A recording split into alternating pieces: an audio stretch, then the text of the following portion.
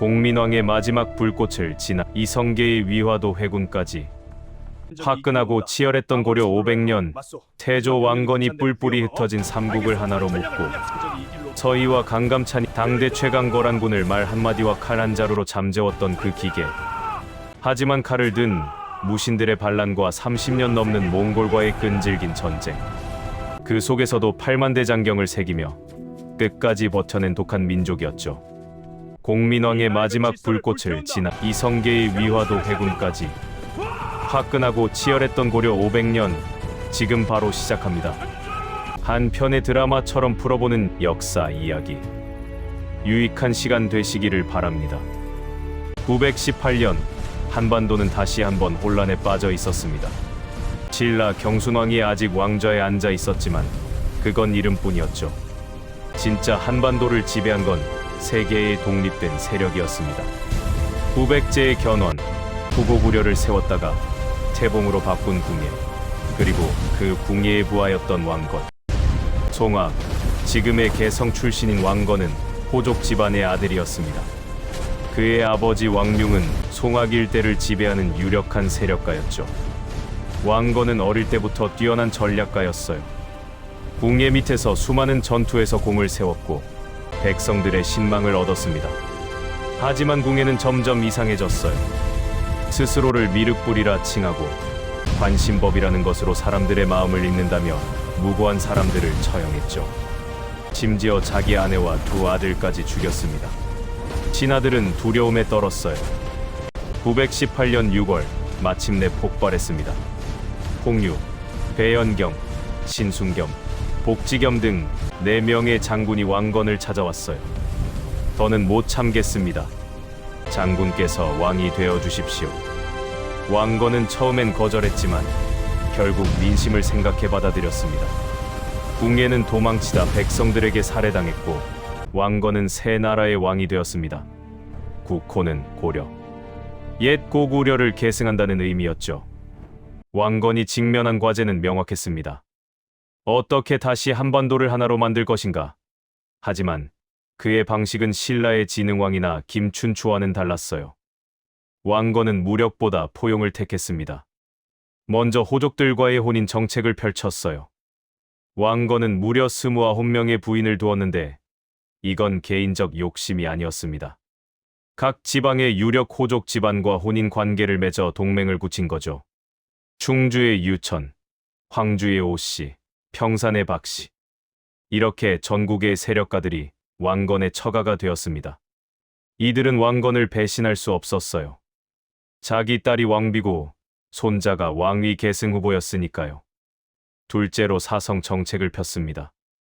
왕건은 자신에게 귀순한 호족들에게 왕씨성을 하사했어요. 이제 우리는 한 가족이다. 이건 단순한 상징이 아니었습니다. 성을 하사받는다는 건 왕실의 일원이 된다는 뜻이었죠. 자부심과 책임감을 동시에 주는 영리한 전략이었습니다. 셋째는 불교를 활용했습니다. 왕건은 독실한 불교 신자였어요. 개경의 10대 사찰을 세우고 승려들을 우대했죠. 당시 불교는 단순한 종교가 아니라 지식인 네트워크였습니다. 승려들은 각 지방에서 영향력이 있었고 이들의 지지는 곧 민심의 지지를 의미했어요. 935년 신라의 경순왕이 스스로 왕건에게 항복했습니다. 왕건은 그를 극진히 대접했어요. 왕족의 예우를 해주고 딸을 시집보내 사위로 삼았죠. 경주를 그대로 다스리게 하고 신라 유민들을 차별하지 말라고 명령했습니다. 이 소식을 들은 후백제의 신검도 936년 1-2천 전투에서 패하고 항복했어요. 마침내 후삼국 통일이 완성된 겁니다. 신라가 무력으로 통일했다면 고려는 포용으로 통일했습니다. 왕건은 훈요십조라는 유운을 남겼어요. 불교를 소중히 하라. 공신의 자손을 우대하라. 사치를 경계하라. 이 10가지 가르침은 고려 왕들이 대대로 지켜야 할 원칙이 되었죠. 하지만 왕건 사후 문제가 생겼습니다. 광종이 즉위할 때까지 해종, 정종이 짧은 재위 기간을 거쳤는데 이 시기 호족들의 힘이 너무 강했어요. 왕건이 약했죠. 949년 광종이 즉위했습니다. 그는 달랐어요. 호족들의 힘을 꺾지 않으면 왕권은 영원히 약할 것이다. 광종은 과감한 개혁에 나섰습니다. 첫째, 노비안 건법. 부삼국 시대의 혼란 속에서 억울하게 노비가 된 사람들이 많았어요. 광종은 이들을 조사해서 양인으로 해방시켰습니다. 표면적으로는 인도주의적 정책이지만 진짜 목적은 호족들의 경제 기반을 약화시키는 거였죠. 노비를 잃으면 호족들의 생산력이 줄어듭니다. 동시에 양인이 늘어나면 국가의 세금 수입과 군역 자원이 늘어나죠. 둘째, 과거제 도입. 958년 광종은 중국의 후주에서 귀화한 쌍기의 건의를 받아들여 과거제를 실시했습니다. 시험으로 관리를 뽑는 거예요. 이전에는 혈통과 가문이 중요했지만 이제는 실력으로 출세할 수 있게 된 겁니다. 이건 혁명적이었어요. 호족의 자제가 아니라도 능력만 있으면 고위 관직에 오를 수 있었으니까요. 셋째, 공복 제도. 광종은 관리들에게 자주색, 비색, 붉은색 등 등급별로 다른 색깔의 공복을 입게 했습니다.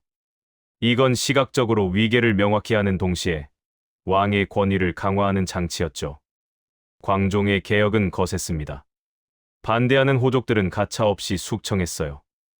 왕이 두렵지 않은가? 라는 공포 정치를 폈죠. 실제로 많은 사람들이 죽었습니다. 하지만 결과적으로 왕권은 강화되었어요. 성종대에 이르러 고려의 제도는 완성되었습니다. 최승로라는 유학자가 28개 조항의 개혁안을 올렸고 성종은 이를 적극 수용했어요. 유교적 통치 이념을 확립하고 중앙집권 체제를 완성했죠. 12목을 설치해 지방행정을 정비하고 국자감을 확대해 교육을 강화했습니다. 이제 고려는 더 이상 여러 갈래의 물줄기가 아니었습니다. 하나의 큰 강이 되었죠. 왕건이 물을 모았고 광종이 둑을 쌓았으며 성종이 물길을 정비한 겁니다. 이 강은 이제 더 큰 바다를 향해 흘러갈 준비가 되어 있었습니다. 안정된 고려의 먹구름이 드리웠습니다. 북쪽에서 거대한 폭풍이 몰려오고 있었어요. 거란. 요나라라고도 불리는 이 유목 제국은 중국 북부를 정복하고 고려를 노리기 시작했습니다. 993년 거란의 장군 소손령이 80만 대군을 이끌고 쳐들어왔습니다. 실제로는 과장된 숫자겠지만 고려로서는 엄청난 위협이었죠. 고려 조정은 패닉에 빠졌어요. 어떻게 해야 하나? 어떤 신하는 항복하자고 했고 어떤 신하는 끝까지 싸우자고 했습니다. 이때 서희라는 문신이 나섰습니다. 제가 가서 단판을 짓겠습니다. 성종은 반신반의했지만 허락했어요. 서희는 소손령을 직접 만났습니다. 소손령이 으름장을 놓았죠.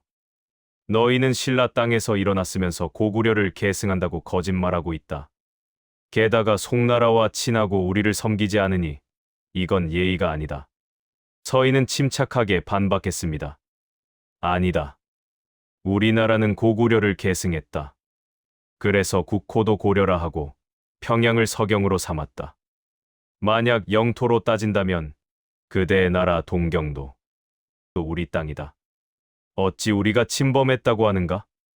소손령은 당황했습니다. 서희는 계속 공세를 펼쳤어요. 송나라와 친한 것은 우리가 육로로 거란을 갈 수 없기 때문이다. 바닷길로 가는 것뿐이다. 만약 거란이 우리 사이에 있는 여진을 내쫓고 그 땅을 우리에게 준다면 어찌 육로로 가지 않겠는가?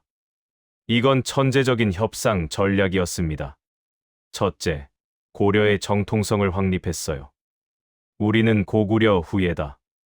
둘째, 거란의 공격 명분을 무너뜨렸죠. 송나라와 친한 건 어쩔 수 없어서다. 셋째, 실리를 챙겼습니다. 여진 땅을 우리에게 주면 너의 편이 되겠다. 소손령은 할 말을 잃었어요. 결국 거란군은 물러갔고 고려는 압록강 동쪽의 강동 6주 땅을 얻어냈습니다. 전쟁 한 번 제대로 안 하고 말로 땅을 얻은 겁니다.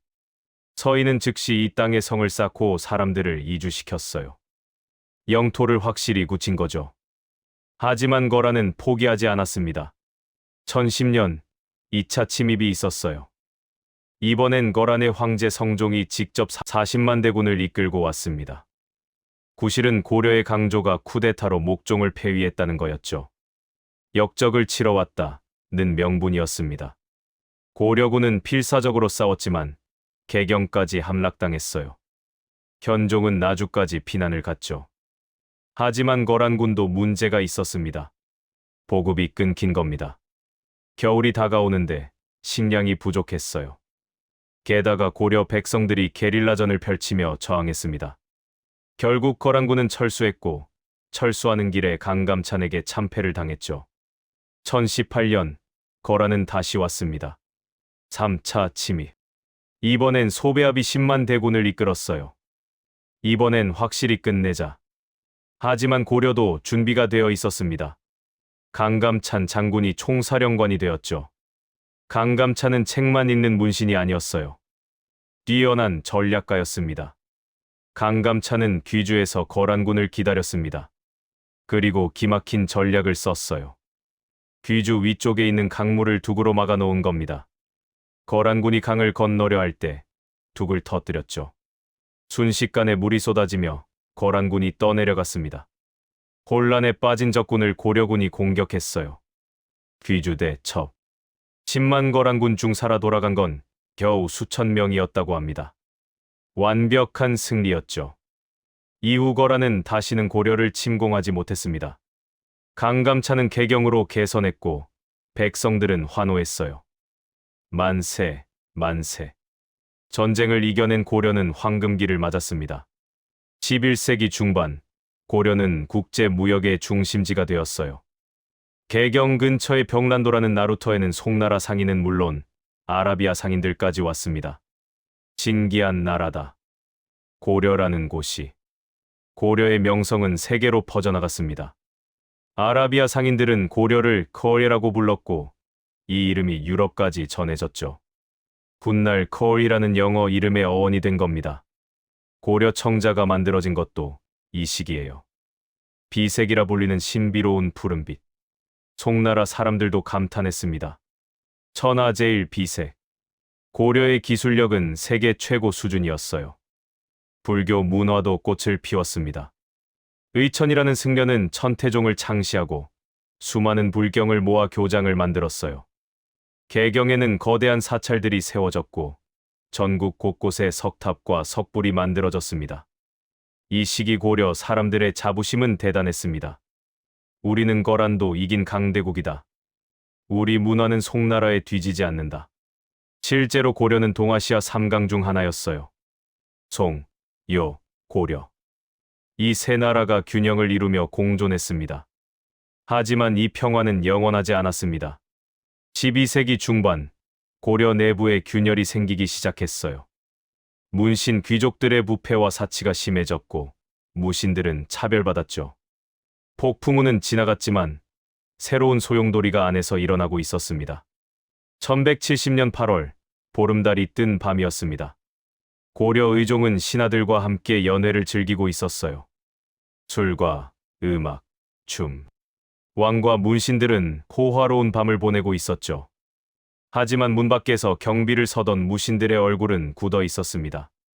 그날 저녁, 문신 할례가 무신 이소흥의 수염에 불을 붙이는 장난을 쳤어요. 하, 내 수염이 타는 것 좀 봐. 이소흥은 수치심에 얼굴이 붉어졌지만 참을 수밖에 없었습니다. 문신이 무신을 업신여기는 건 일상이었으니까요. 하지만 그날 밤, 참았던 분노가 폭발했습니다.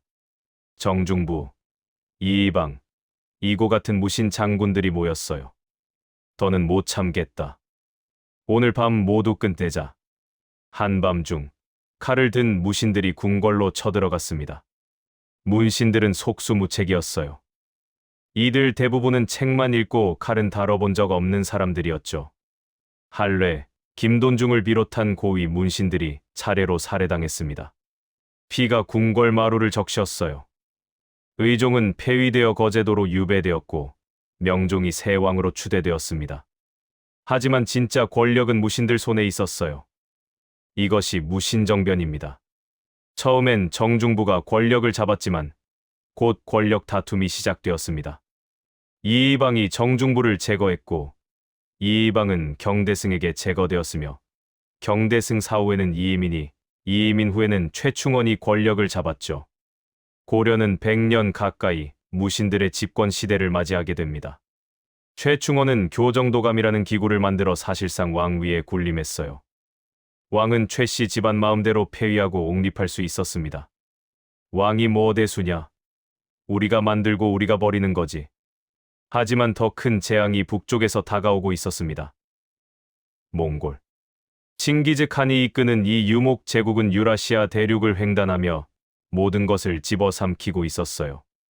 1231년 몽골군이 고려에 쳐들어왔습니다. 거란이나 여진과는 차원이 달랐습니다. 몽골군은 무자비했어요. 항복하지 않는 성은 주민을 모조리 학살했죠. 귀주성이 함락되자 몽골군은 성 안 사람들을 모두 죽였습니다. 저항하면 이렇게 된다.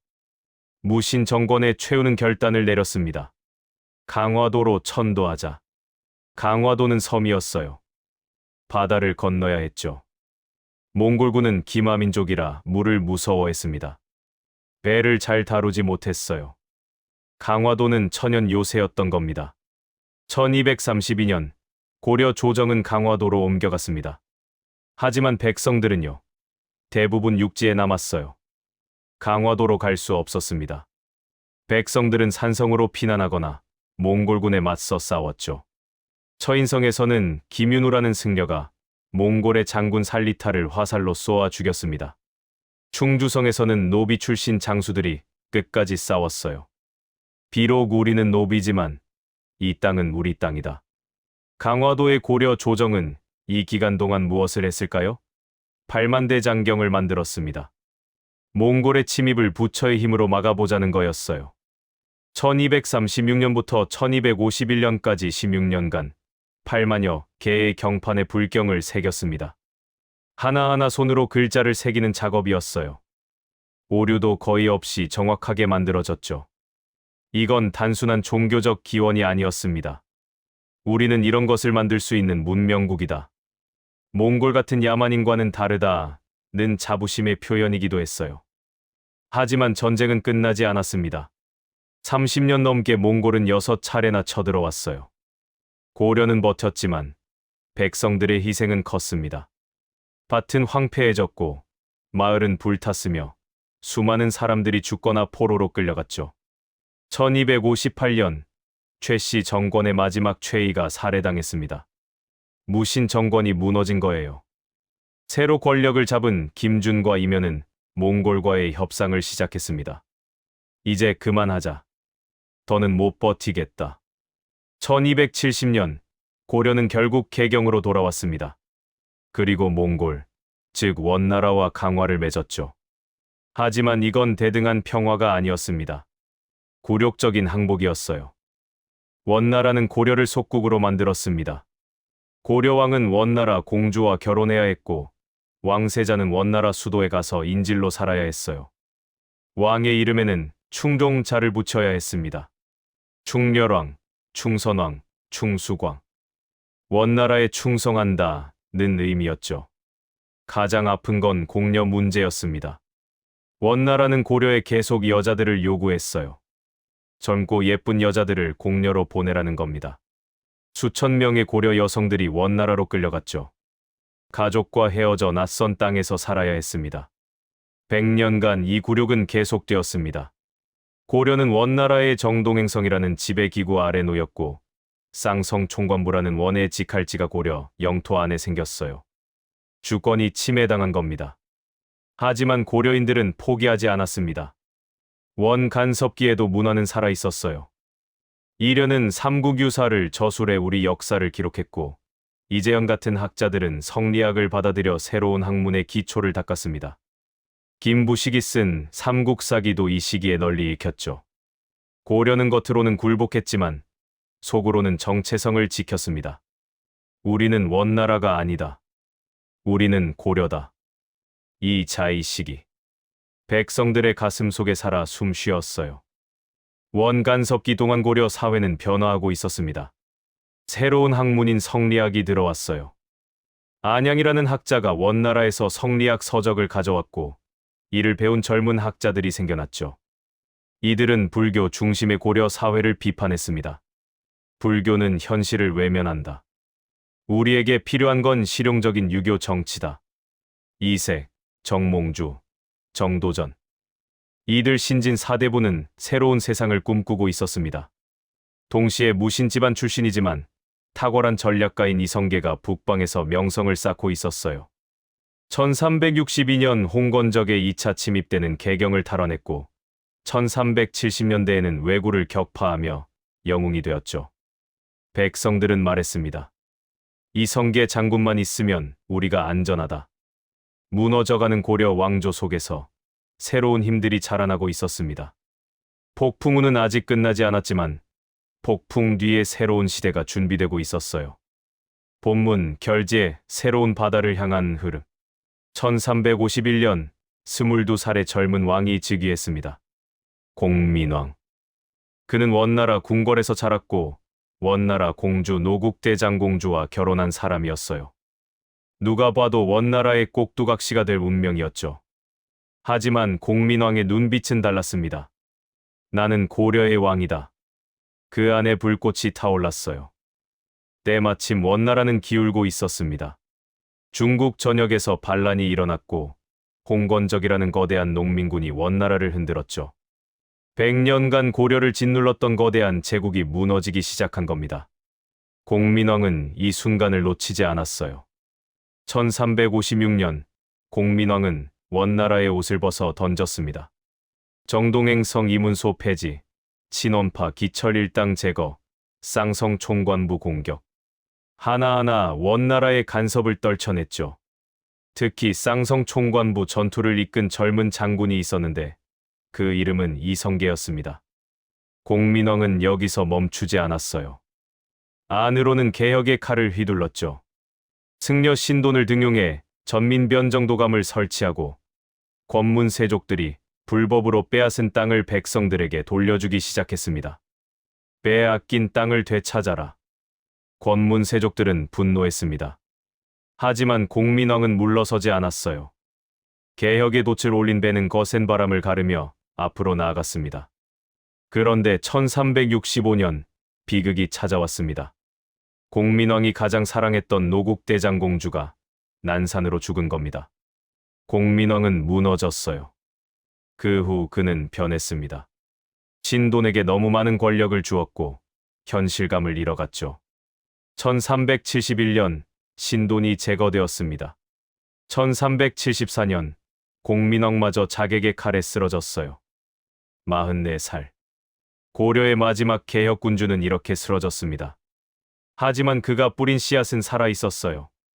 그가 키운 사람들 이성계, 정도전, 조준이 자라나고 있었습니다. 공민왕 이후 우왕, 창왕이 즉위했지만 허수아비에 불과했어요. 진짜 권력은 이인임 같은 구세력, 최영 같은 무신, 그리고 신진 사대부들 사이에서 갈라졌죠. 이 시기 새로운 물결이 일고 있었습니다. 신진 사대부. 과거 시험으로 출세한 이들은 거대한 토지를 가진 권문세족과 달랐어요. 학문으로 무장했고 성리학이라는 새로운 이념을 믿었죠. 정도전, 정몽주, 조준. 이들은 부패한 고려를 보며 생각했습니다. 이 나라는 이미 썩었다. 새로운 물줄기가 필요하다. 한편 북방에서는 이성계라는 이름이 전설이 되고 있었습니다. 1380년 황산 대첩에서 왜구 함대를 불태웠고 1383년에는 여진족을 평정했어요. 이성계만 있으면 우리가 안전하다. 백성들의 신뢰는 날로 커졌습니다. 1388년 운명의 순간이 왔습니다. 명나라가 천령 이북 땅을 자기들 것이라 주장한 겁니다. 최영 장군은 분노했어요. 명나라를 치자, 요동을 정벌하자. 우왕은 이에 동의했고 이성계를 총사령관으로 임명했습니다. 하지만 이성계는 달랐어요. 그는 조정에 4가지 이유를 들어 반대했습니다. 작은 나라가 큰 나라를 치는 것, 농번기에 군사를 일으키는 것, 주력군이 비워 왜구가 침입할 틈을 주는 것, 장마철에 활과 화살이 무용지물이 되는 것, 이 4가지 때문에 출병해서는 안 됩니다. 최영은 듣지 않았습니다. 내 말은 핑계다. 당장 출발하라. 이성계는 마지못해 5만 대군을 이끌고 북쪽으로 향했습니다. 압록강, 하구, 이화도. 군대가 이곳에 도착했을 때 장맛비가 쏟아지고 있었어요. 강물은 불어났고 식량은 떨어져 갔죠. 이성계는 장수들을 모았습니다. 이대로 가면 우리는 전멸한다. 돌아간다. 1388년 5월 말머리를 돌렸습니다. 위화도 회군. 왕명을 거역하고 수도로 향하는 이 행군은 역사를 바꿨어요.